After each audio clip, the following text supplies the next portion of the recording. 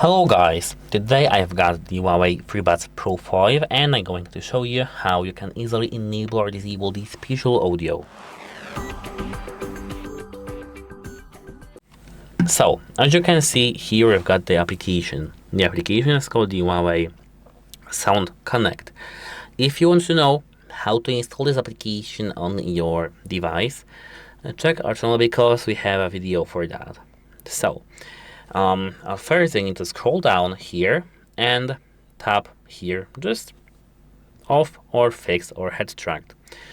These are the effects, and to disable just select off, to enable select either one of these options, either this fix or extract. Apart from that, here they have the effects, but as you can see it doesn't really make a difference if you want to have it disabled or enabled. Goodbye and have a nice day.